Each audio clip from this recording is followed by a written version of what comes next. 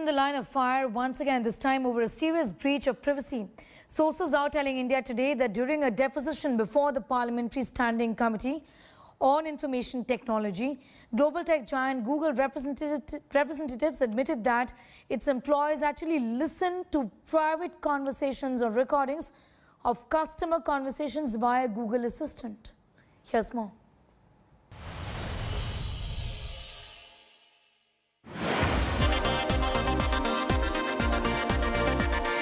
There's a little Google in everyone's life.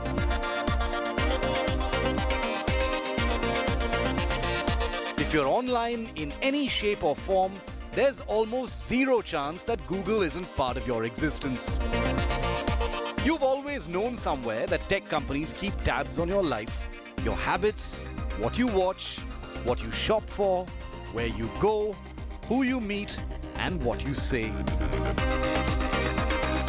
But Google's links in your life have just become a little more explicit. During a deposition before India's Parliamentary Standing Committee on Information Technology, headed by Congress MP Shashi Tharoor, on the need to safeguard citizens' rights, top sources tell India Today that Google representatives admitted that Google employees listen to private recordings of customer conversations via Google Assistant.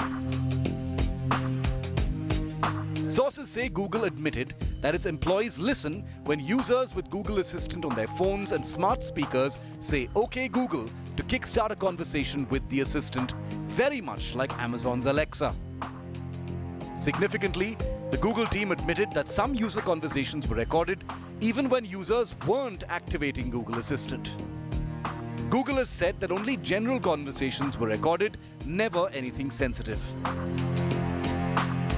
Now, how Google actually differentiates is something it didn't clarify to the parliamentary panel. To sum up, admission number one, employees do listen to private recordings via Google Assistant. They listen to Google Assistant instructions, but that these recordings are of general conversations, nothing sensitive.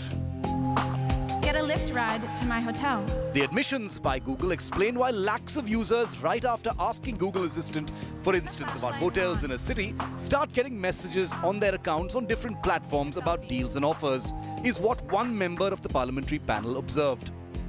Deeming it a serious breach of user privacy, the panel's final report is expected to make recommendations to the central government on it.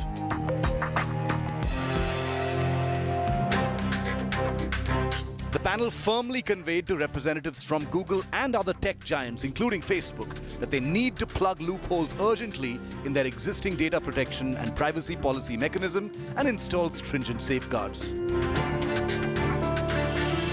Social media platforms that have challenged India's new IT rules have found Indian politicians uniting across party lines to direct Facebook, Google and others to comply with the country's laws. The absence of a political divide has led to extensive grueling of teams from these tech giants. With Rahul Srivastav in Delhi, Bureau Report.